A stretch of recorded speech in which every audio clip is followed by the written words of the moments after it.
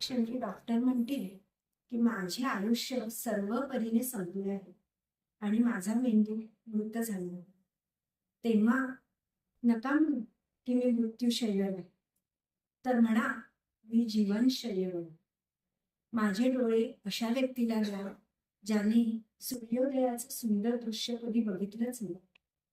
माझे हृदय अशा व्यक्तीला द्या की ज्याला त्याच्या स्वतःच्या हृदयाने असह्य वेदना झाली.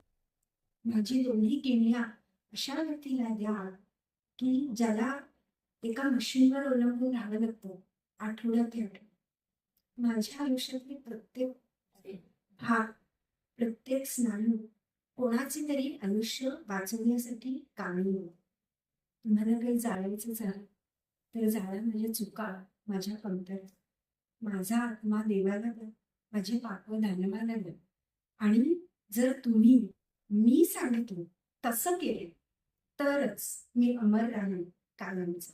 तर आज मनीषाताई खऱ्या अर्थाने अमर राहिलेले आहेत आणि त्यांच्या अवयवदानाचा संकल्प जर आपण सगळ्यांना घेतली तरच त्यांना खऱ्या अर्थाने आज आपण श्रद्धांजली देऊ.